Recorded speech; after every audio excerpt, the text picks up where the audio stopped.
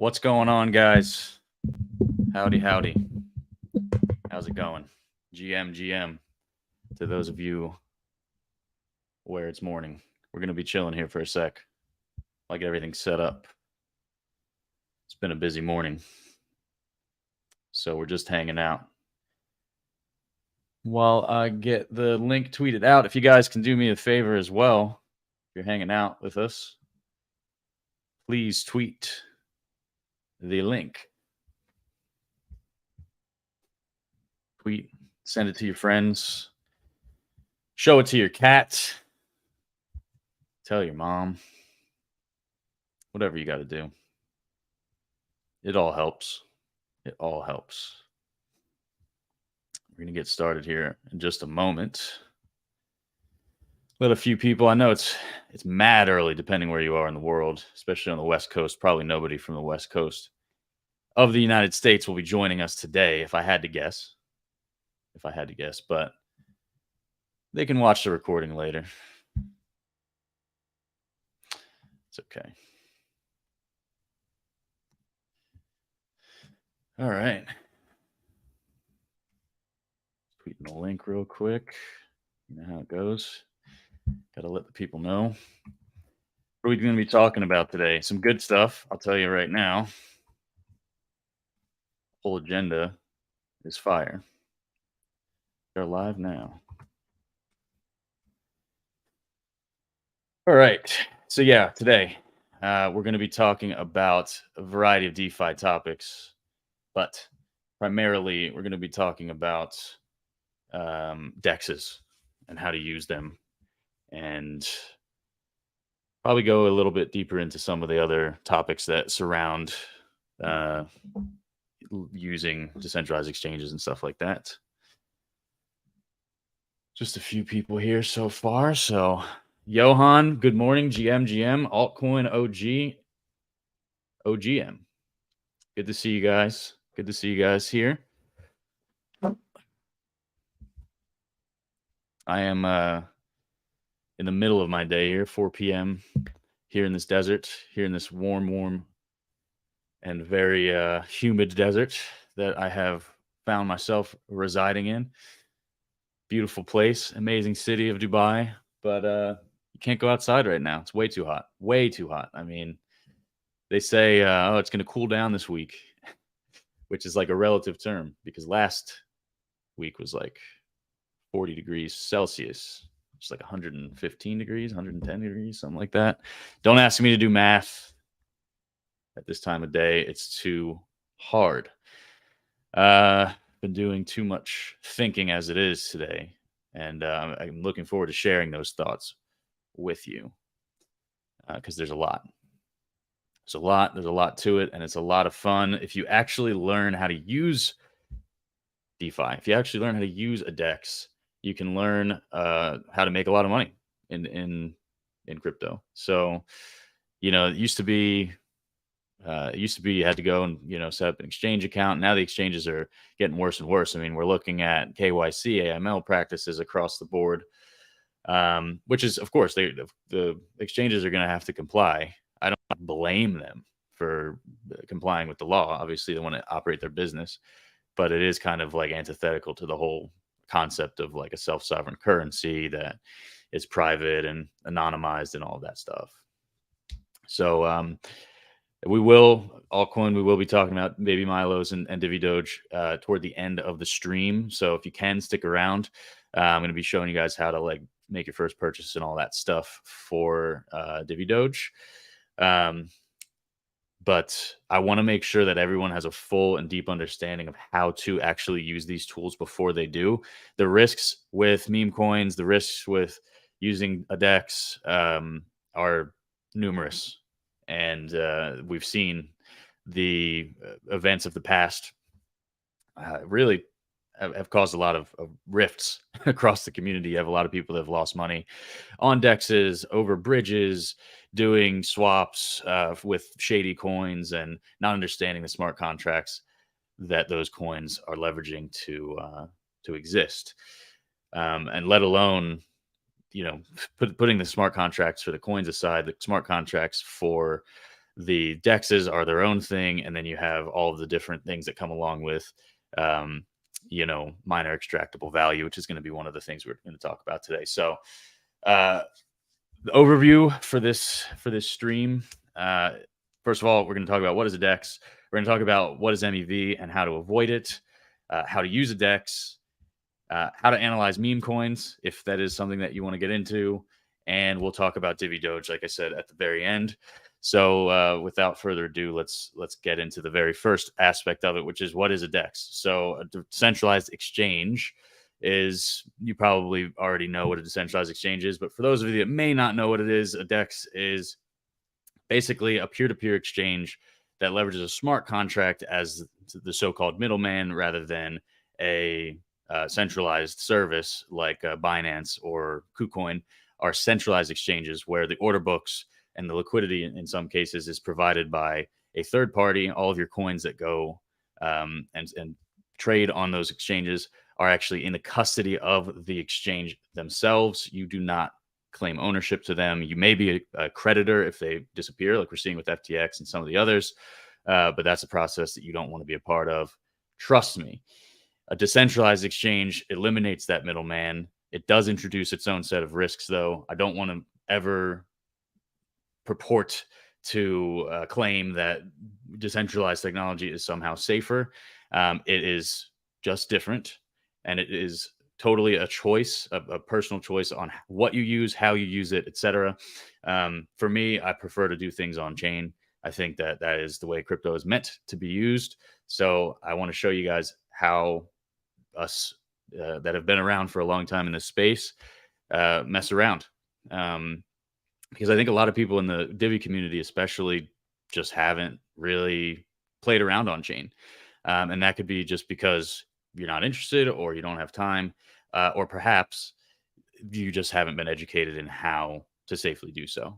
So let's talk about one of the biggest things in this space, which can actually really damage your ability to make money on a DEX, which is MEV. So minor extractable value. It's a mouthful. That's why we say MEV instead.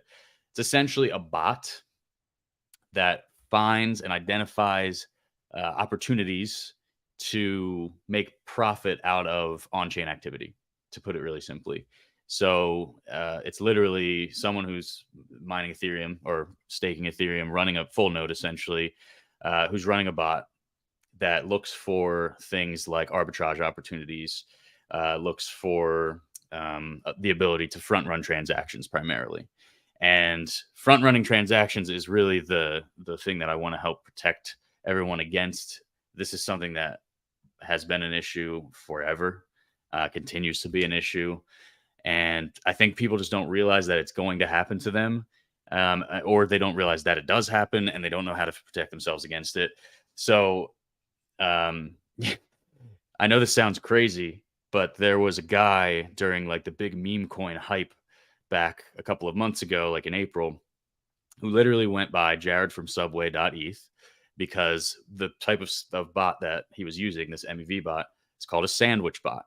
And a sandwich bot essentially front runs your trade. So if my MEV bot sees that you're about to purchase Pepe, for example, for 5 ETH, the minor extractable value bot, the sandwich bot, will come in, see that your transaction is sitting in the mempool, and it will outbid. Because remember, to get your transaction included in a block on a blockchain, you have to pay a gas fee, right? And we all know Ethereum has high gas fees sometimes. So one thing that you can do is basically bribe the miner that's going to include your transaction in a block and say, hey, I'll pay you more, of more of a gas fee, more of a tip even, than the person who's submitted the transaction prior to me, if you include my transaction first. And so what they'll do is they'll purchase the coin. They'll purchase, 5 ETH worth of Pepe before you do. And this happens in an instant, right? Your transaction goes through after, at a higher price, and you're basically selling it to that individual, right? To that MEV bot. So you just got sandwiched. You lose money, and it's not fair. But there are ways to actually avoid this. and I'm gonna show you guys how to do that in a minute. First, I want to show you guys, you know, the various dexes that exist. I think you guys have probably all seen, obviously, DiviDeFi, but I'll show you guys anyway. Uh, Sorry, should have these tabs already up.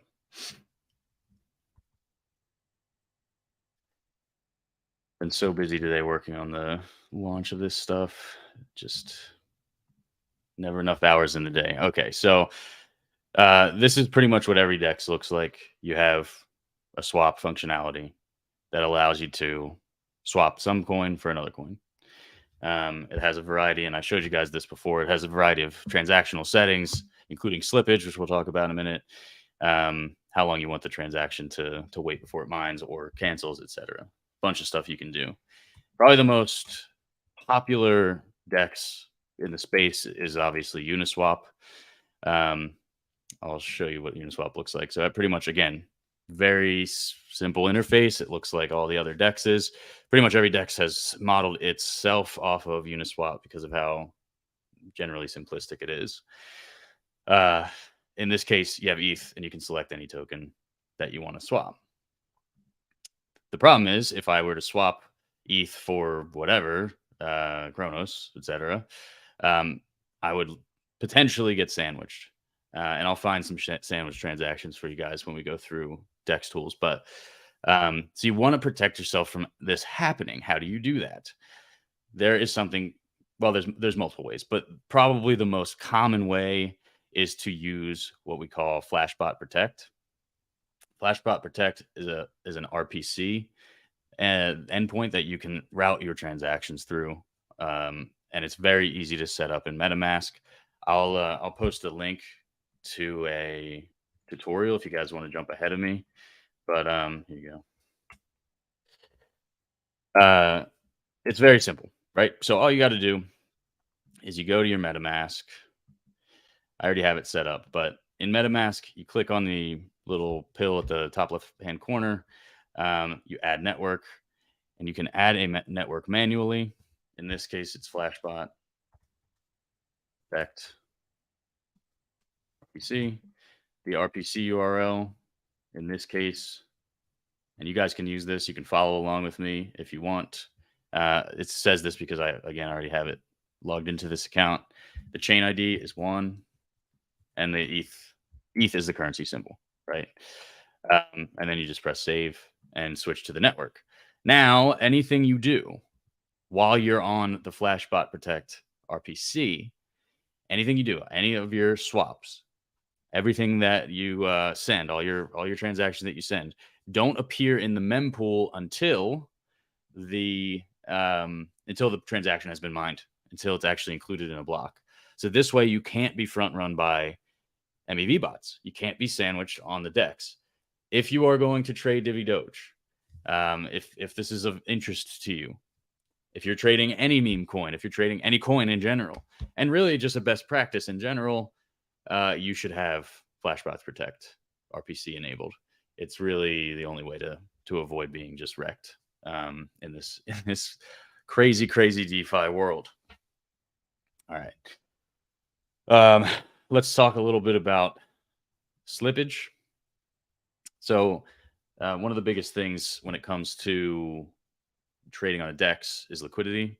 If you watch my last video, you guys saw we went over liquidity pools pretty extensively, but just briefly, liquidity pools are a matched pair of an automated market making pair of liquidity between two coins. So in this case, be like ETH and DiviDoge, for example.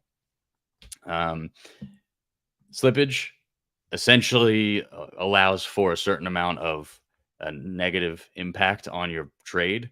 So you're willing to see the spread go. This is a high slippage, 5%. Go 5% between your strike price and the execution price. You can leave it in auto, which is just 0.5%, just pretty thin spread. Most exchanges are like centralized exchanges are like 0.2% spreads. 0.1 is pretty impossible in this kind of market, but like that would be like the stock market kind of thing. And then based on the asset that you're trading, you might see higher slippage requirements.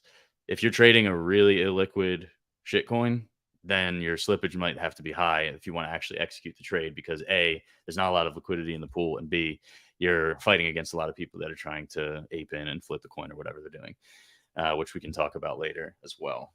So if you're not familiar with slippage, it's really not too complicated, but you want to try to have low slippage as much as possible just to keep it simple. All right. What's next on my agenda here? Went over slippage, went over LP. All right. So let's talk about the various tools that exist in order to keep yourself safe and not get rugged. Because that's kind of part of the scheme here. A lot of people will deploy these meme coins, and it's so easy. It's so easy to deploy a meme coin. I bet everybody on this stream could figure out how. It's really just a matter of a few lines of code, some deployment. You can really do it all from web interfaces now. It's so much easier than it used to be, which just invites the actions and activities of nefarious characters, and nobody wants to get wrecked like that. So one of the websites that is probably the most popular is a site called Dex Tools. Dex Tools is an aggregate of pretty much all of the various chains. So you can jump through all sorts of course, the top chains that exist, even the testnet chains, and all of the crazy ones that you probably should never ever touch. There are some legit ones here towards the bottom, CK Sync and Filecoin, stuff like that. So, but for this, we're just going to use Ethereum, and I'm going to show you some of the very basic functions of Dex Tools so you can kind of get your head around what you're looking at here. I know it's kind of daunting when you first see it. It's really not that complicated. It really is not that hard. So you basically, just like on CoinMarketCap or what have you, you have your daily gainers and losers. You have your hot pairs, whatever. You can go look through some of their information in this little table. I'm just going to show you one of the top coins at the moment, which is hilariously called Bitcoin, which is a meme coin called Harry Potter Obama Sonic 10 Inu. And yes, that is really a real thing. And I know some of you hopefully are laughing because meme coins are supposed to be funny. It's really, they are memes. However, you can see that there is some serious value being driven into this freaking thing. And I'll just take you through some of the info that you should be looking at. Total liquidity, right? So we've talked about LPs. We've talked about how liquidity pools work and what to look for in terms of liquidity and how to even add liquidity. We've gone over in the past. In this case, there is over $3.5 million in liquidity on this asset alone. And you can actually see how it's broken down, right? So you have your pooled wrapped ether. There's over 950 ETH, wrapped ETH in this liquidity pool. And then you have your pooled Bitcoin. And there's, which again is not real Bitcoin, not BTC, but Harry Potter Obama Sonic 10 Inu. So there's 12.15 million, and that's how you get your total liquidity. This little green lock is pretty important. It's a great way to tell if a project is, I mean, this is, there will be many things I say that this is a way to tell a project is more legit. That doesn't mean any of these projects are legit. They can all rug. There's all sorts of stuff that can happen to you. I do not recommend like going crazy and aping into meme coins without understanding what you're doing. And definitely don't do it unless you're like just wanting to gamble or have fun. This is not a recommendation by any means, just putting that out there. But locking liquidity is actually one way that you can tell, okay, maybe this team is somewhat legit. Essentially what happens is they take their liquidity pool tokens and they lock them in a smart contract in this website. I'll show you this UNCX network. Essentially, again, you take your LP tokens, you send them to this smart contract, and you tell it how long you want the LP tokens to be locked. And literally, like you could lock it for hundreds of years. It doesn't matter. In this case, almost 100% of the liquidity in the pool is locked for 15 months. Keep in mind, that's the liquidity in the pool. That's not the liquidity in the whole network. That's not all of the coins in the whole ecosystem. That's why you got to look at the rest of the information to understand perhaps what is really going on. Okay, that's great. So you have, almost $4 million locked up. Um, and so that's a high liquidity, especially for a funny asset like this. And you can see that it's been doing pretty well, actually. You can see its market cap. You guys know what market cap is. I won't explain. You can see how much of the supply is right now circulating. So it looks like they pretty much minted the entire supply. Because if you look at the total supply, it's basically the same number. A lot of coins do this. They just mint the whole supply, and they'll like either load up the LP with half of it or more than half of it, send it to people for influencers or exchanges or whatever it is. Other things have staking. It depends on the coin. Do your research and see what the coin is all about. Cool. So check this out. And you can see actually right here, circulating supplies is 100% of the total supply. You see how many holders are there? That's pretty standard info. How many transactions? I mean, this stuff is pretty self-explanatory, so I won't go and explain everything and drag this out. Dex score, again, like this is basically a reliability score that is given based on a variety of parameters and whatnot. So it's just a matter of like, okay, is the contract verified on Etherscan? Yes. That doesn't mean shit, to be honest. Like verifying a contract only means that you said this code is mine, and you signed a transaction from your from the wallet that deployed it. I can make a million wallets. That doesn't mean that I'm doing something legit. It's good though. Contract renounced, another good thing, because that tells you that the person who deployed or the wallet that deployed this smart contract can't interact with the smart contract using the owner only functions, which basically means like if there's a way to mint a bunch more coins or send and receive a bunch of coins out of other people's wallets, like if there's weird, hanky, messed up transactional stuff that can be done, it can't be done by the person that deployed the smart contract anymore. That's good. Good to see. Honeypot, this is a pretty interesting thing. So like basically what happens is, and it explains it, basically some smart contracts will allow you to buy but not sell. So this isn't one of those. Buy tax is what it says. They can put a tax on your actual purchase of the thing, and that money goes toward the team or the smart contract or wherever. Sell tax is something to really look out for, because especially if the contract is not renounced, if there's a sell tax capability in the contract, they could actually make it impossible for you to sell and only buy, or they can make it really expensive to sell, and that money just goes to them. Lots of ways to get scammed, so just be careful with this stuff. You can check out, the audit scan and see all the crazy stuff that may or may not be a part of the smart contract. The best thing to do, though, if you have the ability, is read the smart contract yourself and do your own research on the team and look at their Twitter. And like, this is really nice here how they show like, okay, it's got a Twitter, Telegram, CoinGecko, CoinMarketCap. Like it's done its work to be kind of somewhat of a legit project. And you can go on Twitter and see like, oh yeah, there's people talking about it, whatever. So that's just how to look at DEX tools. If you want it to be really crazy, you can look at like the live new pairs. And I'm only going to do this to show you how like crazy this can be. You can see like these tokens are just rugging nonstop. So rug pulled, right? But the best way to make money is actually through the new pairs. So how do you choose one? I don't do this personally, but I have in the past when I was like just more of a degen. But you can go in and you can look at everything that I just said, right? So you look at the liquidity. Is it locked? No. Okay. How much is pooled? How much is the total supply? All of the information. Oh, it's a honeypot, right? So you don't want to buy that. That's going to be a big issue because you're basically going to get rugged. You're going to get scammed. So you can easily, like, Dex Tools is great because it just shows you that, all the information you need, which is great. Okay. So let's move on from this craziness. Go on to dextools.io and have fun with it. Just see what you got. Okay.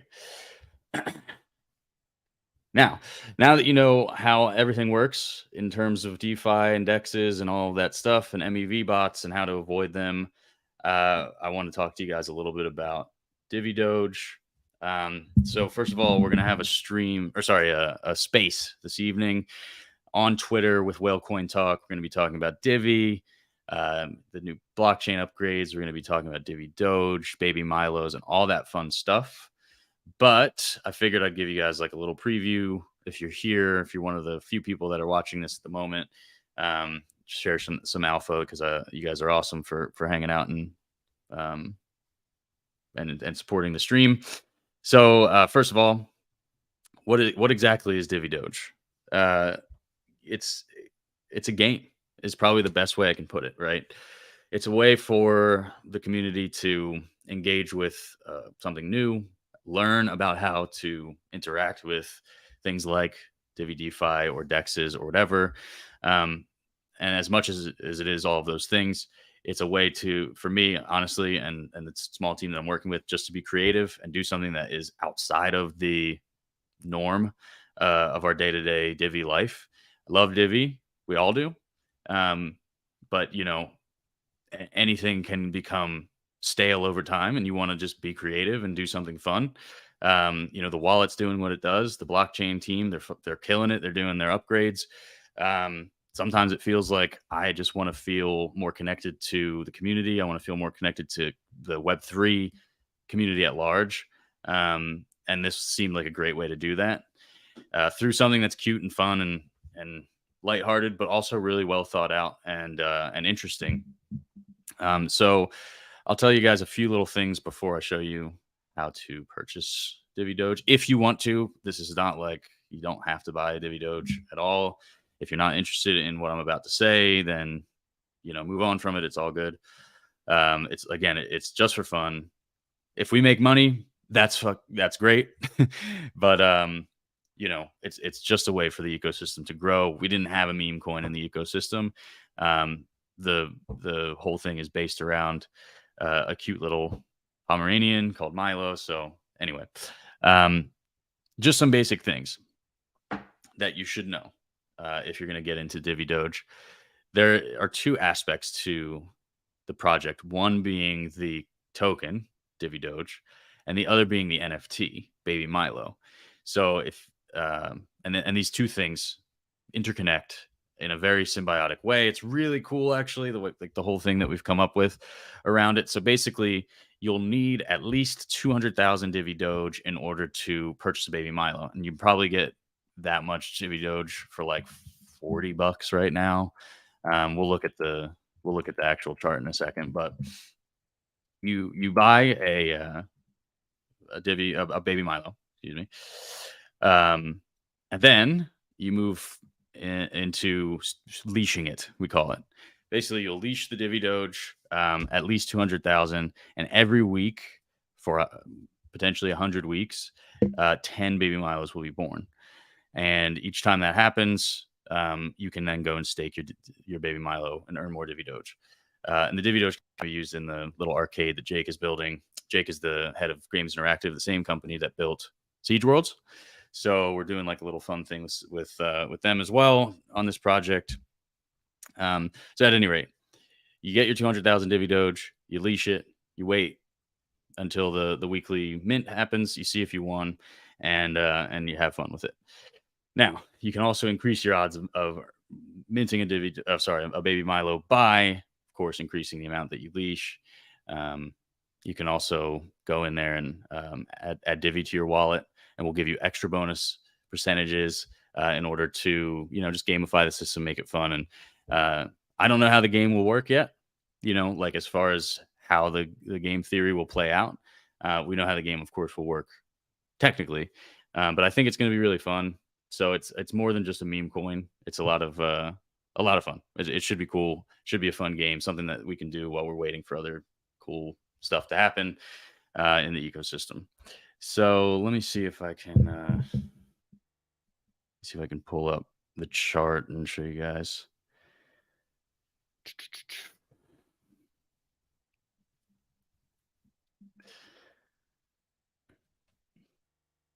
So DiviDoge is available right now.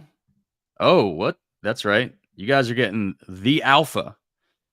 And I'm actually going to drop. Oh, yeah, Altcoin OG, 100 weeks. 10 per week. until 1,000 are minted. Oh yeah, this is 2 years, buddy. We're gonna have a lot of fun. All right, so check this out. This is the contract address for DiviDoge. All right, no one has this. Almost no one has this. Now you guys do. I'm gonna share the screen. All right, we're looking green and we're looking fun. Okay, so right now the market cap's 13K, which is super low and amazingly uh, amazingly low entry. So we can see there's actually been some activity. Looks like the contract address was found by some of these mev bots. That's okay. That's going to happen. Make sure you protect yourself against those mev bots if you're going to play this game. Let's go and buy 200,000 DiviDoge just so you guys can see how it works. Now, I'm going to remind you guys, okay, I have the Flashbot RPC enabled. Do not do what I'm about to do unless you have the Flashbot RPC enabled, okay? Because you'll get front run and it won't be fun. All right, so this is going to cost me. Wow, I can get for $6. I can get enough DiviDoge to mint a baby Milo when that time comes. I'm just going to go ahead and do this. $6. We want to make it as accessible as possible. And if you guys want to learn more about the tokenomics and stuff, I'm going to be going super duper deep into all of that information during the whale coin talk space later today. It's like, I think 1 p.m. Eastern. Double check Twitter. I'll post it on Discord as well and all that stuff. Okay, I swapped. I got my 200,000 DiviDoge. I'm ready to play the game. Sweet. So you guys have fun. You guys go and mint some DiviDoge. Swap for some DiviDoge. Eventually, I will go ahead and set up a Divi/DiviDoge LP as well, so you can swap your Divi for DiviDoge and vice versa. But for now, it's just ETH and DiviDoge, and I can't say DiviDoge one more time, or I'm gonna punch myself in the face. So I will leave you guys with that. I hope you guys learned something from this. If it was too fast, this is a recording. You can back up as soon as this is published. If you have questions, just jump in Discord, jump on Twitter and ask me questions. I am happy to answer. I'm around all day, every day. So just, the door's always open, guys. Cool. Thanks again for joining me, and I will see you guys next time.